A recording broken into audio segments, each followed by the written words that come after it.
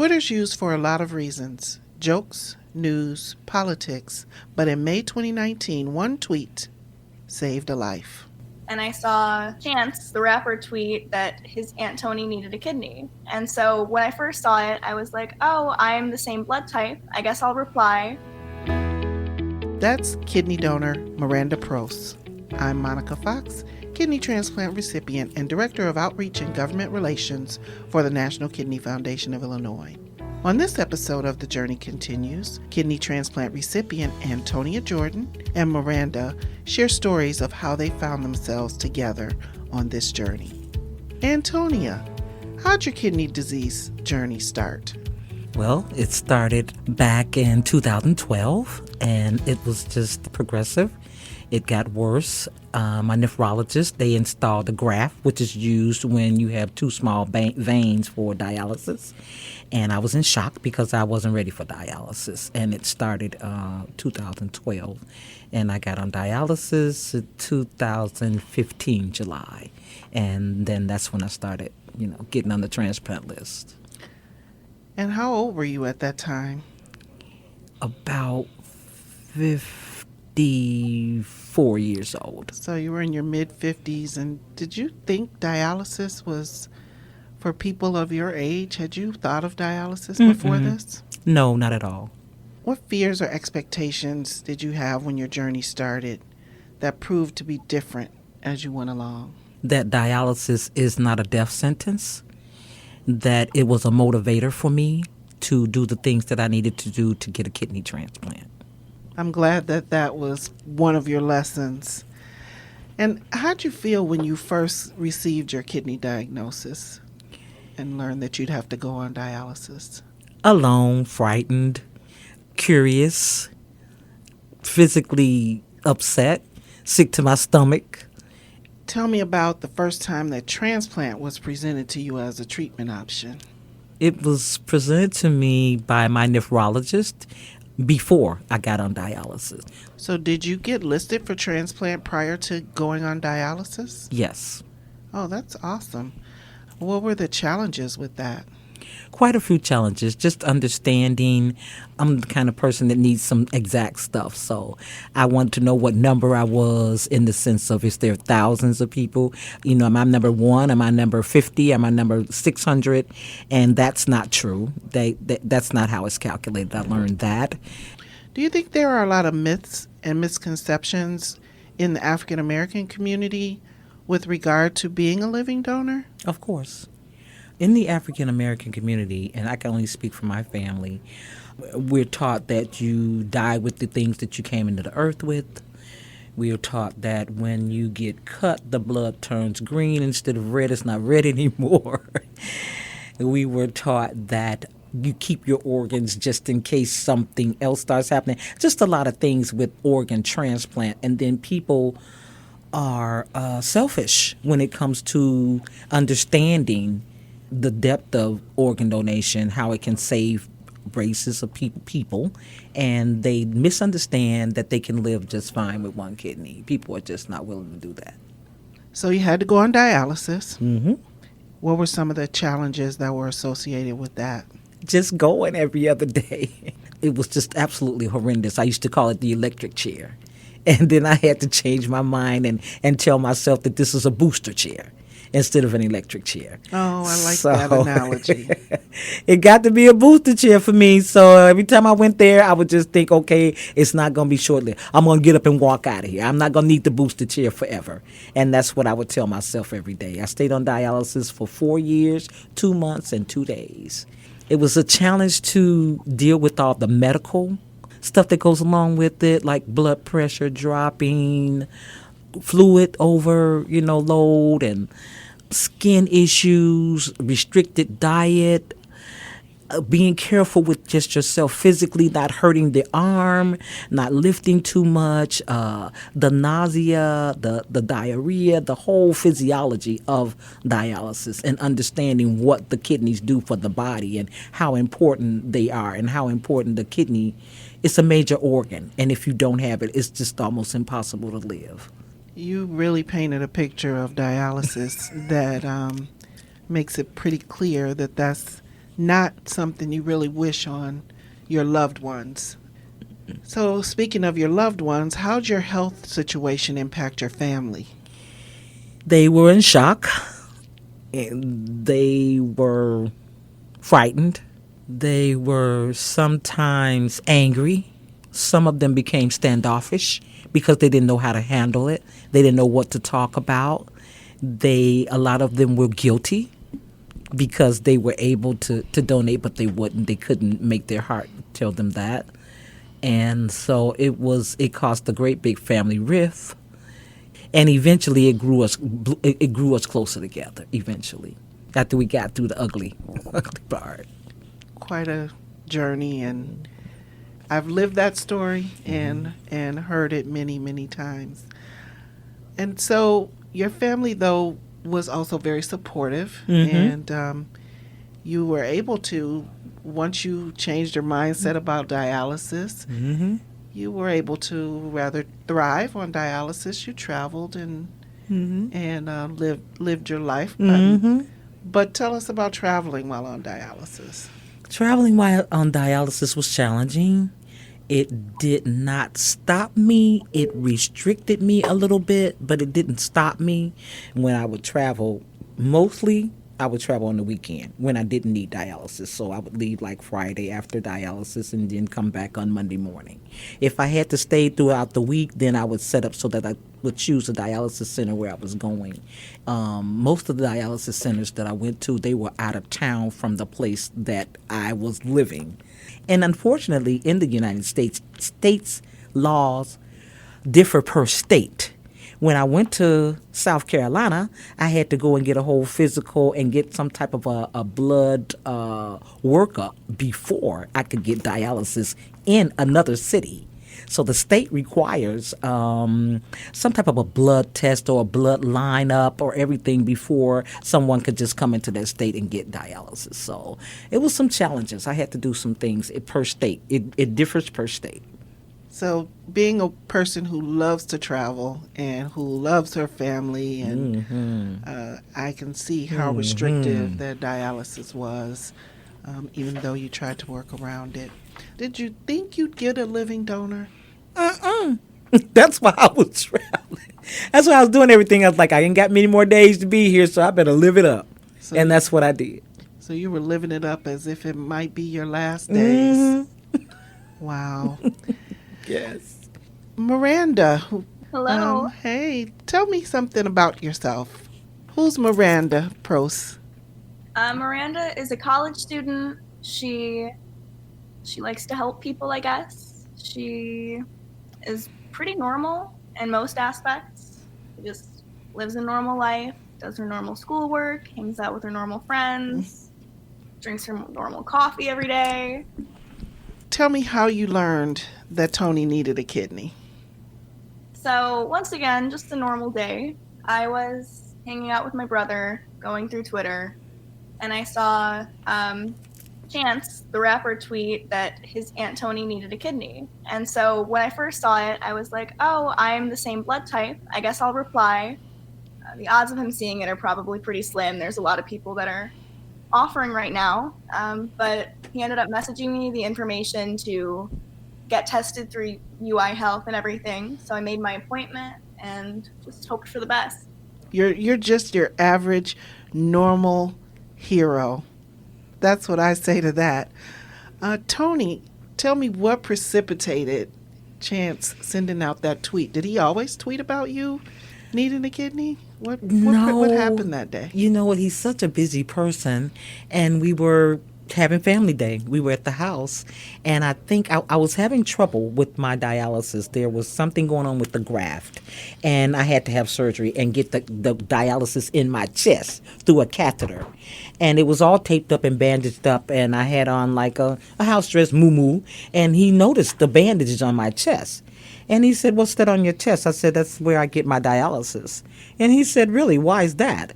And I said, well, it's challenging, this and another. I told him the whole story about why the graft had collapsed. I needed to get a new graft put in my arm. And while I do that, I get the graft, get the dialysis in my chest. And he was like, oh, my God. He said, are you kidding? And I said, yes. He said, so long have you been doing that? I said, well, I've been on dialysis for a couple of years now. I said, and this catheter in my chest is an emergency way of keeping me alive. And he's like, wow, really? And I was like, yes. He said, I didn't know, Auntie, that you were that sick. He said, I had no idea that it was that horrendous. And I said, yes, honey. He said, you know what? We were sitting on my back deck. He said, you know what? I'm going to tweet it out right now. He said, I'm going to tweet it out that, you need a kidney because everybody else had tried and our blood was different. There was something wrong. We didn't have a match. It wasn't a match. And so he said, I'm going to tweet it right now, Auntie. He said, we're going to see. And we were sitting on the porch, and as we were sitting on the porch, the response, we got more than 200, like just a couple of minutes when we were sitting there on the porch. Wow. So I was very, very pleased and overwhelmingly elated. I was elated. The power of social media. Miranda, so you replied to this tweet and you thought, I won't hear anything back. And then you heard back. After that, why'd you decide to become a living donor? I kind of just discussed it with my mom afterwards. I was like, hey, I was thinking about doing this thing. I don't want you to be mad at me, but I'm going to see if I can be a kidney donor. And she said, Miranda, can I just take a nap first? Spoken like a true mother. I'm going to take a nap. And when I wake up, this will be over. So I gave her a minute, and then we talked about it. We talked about how I was young, I was healthy. At the time of the tweet, I was 19, so I still had a lot of time to, if there were any problems with my diet or my lifestyle, to make adjustments. And I just kind of like looked up the risks all night, just all of the things that could happen, but also all of the things that kidney recipients and those on dialysis are going through. And I figured if I can make this difference to someone, I'm going to. So I called the next day. They made the appointment for the day after my 20th birthday. So I was able to go in that morning, get my blood work done and everything like that. I think it was like 24 vials or so. That was lightheaded experience. Yeah, that's a lot of vials of blood. Yes. Did that deter you? I mean, I can imagine being 20 years old and you sit down and somebody takes 24 vials of blood and this is just the beginning. Did you ever feel discouraged and want to give up? I knew that it would be a long journey, but even going into it, I knew that it was a longer journey for the other person. And I knew that taking a summer away to be poked and prodded a little bit, or to have, what test did I do? My EKG, I had an abdominal CT, a chest x-ray, an iohexol blood test, a renal scan, things like that. They were hard to go through, but it was just for a little amount of time. It was something that I could get through. How about your family? How'd your family feel about your decision to become a kidney donor? They were all very supportive. I was a bit surprised at first because I figured, you break the news to your family that you're getting tested to donate a kidney or that you come back a match, that they're going to say, what? Like, what's wrong with you? Like, what if we need one? But they were all just very supportive about it. They asked if there was anything that they could do to help make it easier. They let me know that they supported me. Honestly, it was just a lot of love. What an amazing and supportive family you have, and what a gift you gave. Tell me about your recovery and your return to everyday life. I had a pretty easy recovery. I'm going to be honest, I got lucky. So I was only in the hospital for, I believe, 2 days after the surgery. I was able to go home. I spent 2 weeks at my parents' home because I'd actually moved downstate for school a couple weeks before. So I spent 2 weeks there. I needed some help with things like going up and down stairs, getting out of bed for a little bit, sitting up. It was uncomfortable, but it was never unbearable. And then within 2 weeks, I was already going back to classes. I was making my walks to different buildings. There was still some discomfort and inflammation and everything, but it started to subside very quickly. And within a month, I was basically just back to my normal self. That's just absolutely amazing. And I'm really so happy to hear that your recovery was smooth and easy. I wonder, though, the tweet came from Chance the Rapper, and he's got, I don't know how many followers, millions. I don't know. I just wonder, do you think if anyone else had tweeted you happen to see that tweet from someone else, do you think you would have responded? I mean, at the age of 19, I probably wouldn't have. I probably wouldn't have actually considered kidney donation at that moment if it weren't for like a super viral tweet from someone that I already knew of. But I know that I do care about people. I do see the best in people, and I feel like there probably would have been a point in my life where I would have done this no matter what had I known more about it. But honestly, before I even saw that tweet, I really didn't even think about kidney donation being a thing. It really wasn't. I'd never known anyone that received a kidney. I've never known anyone that donated one. I didn't really know how the process worked. So anytime that I could have seen something like that, I probably just would have been like, oh, I don't know what that means. So, what was it about the fact that Chance tweeted that really got your not only got your attention, but caused you to activate immediately? Honestly, at first glance of the tweet, I kind of just scrolled past it, like, oh yeah, like that's an awful thing that's going on. But then I had just figured out my blood type about 2 weeks prior, and I saw him reply to it and say, by the way, she's O positive, and I was like, wait a minute, so am I. Like, can I do this? Is this like a thing that I could do? So I just said, might as well give it a try, and replied. This story just gets better and better. So, just 2 weeks before you had found out what your blood type was, and a type O donor is universal, but when you are a recipient, it's difficult. Do you feel like because Chance is more of a peer of yours, and the fact that he put this information out there, did it feel safer to respond to? It definitely did, because knowing that he wasn't just someone, it was like a person who's trusted by the public, someone who's done good, someone who tries to make a difference in the world, that it was like, okay, this is something that it would be safe to look into. I love that. I love that because I admire Chance because of all the good things that he does, and so it's amazing to know that people that follow him really respect all the good things that he does, and it's not just about his music and him being a celebrity. So that's just amazing. I wonder if you have any encouraging words for anybody else who is thinking about being a living donor. I mean, if you're thinking about it, the hardest part is signing up to get tested. The hardest part is to get through the barrier of, should I do this or should I just live my life as it is now? Because making that call is what changed my life. And even though there were barriers along the way with the tests, the appointments, the drives, and things like that, it was all a path, and it was all there for me to take. So as long as I took a step in the direction of this journey, I was able to just follow it up until the end. Tell me how this has changed your life. Well, I gained my closest friend. Tony is just about everything to me now. We talk often. He means the world to me. And I've been able to educate others about kidney donation. I've been able to advocate for others. Right now, as a student, it's a bit hard to get things out there, and especially with COVID going on. But I do my best to just educate those around me. Honestly, most of it is Tony. And that's so beautiful because if I must say, you two probably are an unlikely pair, right? Oh, most definitely. An African American woman from the South Side of Chicago is her best friend, so that's a blessing from God. That's it. That's a blessing. It got to be a blessing.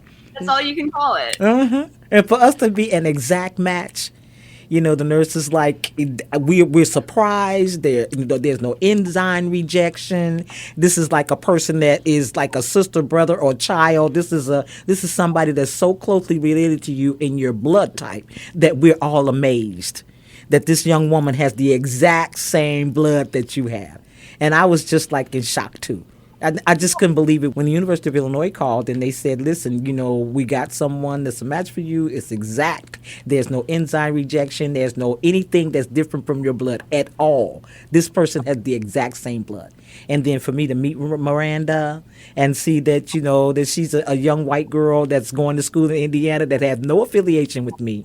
We have no same friends. We have no interaction at all in anything.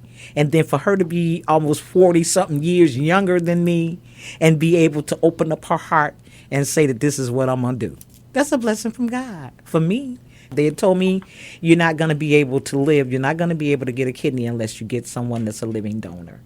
And that's a rare thing, is to have a living donor that's not in your family. Usually living donors are done with family members or someone that is close to you, some type of friend. But for her to be totally unrelated to me, and a whole nother race of person, a whole nother region in the state, not even in the same state with me, and to be the same exact match as me, and to travel back and forth to Chicago from Indiana, that's a blessing to me. That's really a It blessing. really is. This story just gets better and better. I love it. I love it. Tony, tell us how getting this transplant has changed your life. So many things, countless. It's made me physically stronger. It's made me spiritually stronger. It's made me open my eyes to transplant, to just organ transplant, period. It has allowed me to meet some of the most amazing people in my life, like you, Monica. And, my new family, Miranda's family. Her mom and dad, Michael and Barbara, have embraced me. My sisters and my family support me tremendously, and they have tried to give organs. I've talked to people about the transplant, and they look at me as a testimony of people can continue to live their life. It's been like a transformation from when I was on dialysis. I was very weak, very, very tired and fatigued on a regular basis, but now I'm back to doing my things that I like to do, traveling without restriction except for the pandemic. Just, open communication, learning how to tell people that it's okay to ask for an organ. It's okay to explain to people.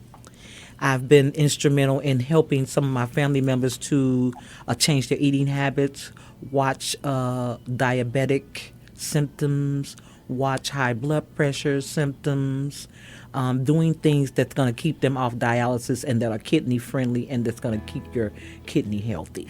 So that I'd like to be an ambassador for people on dialysis, to try to help them and encourage them to get off. That it's not the end of the world. Well, this has been really an amazing and transformational journey. It sounds like for both of you. And I'm happy that I had a chance to share this story. And just so happy that the ending of the story is that you both have this beautiful relationship. Yay! It's absolutely amazing.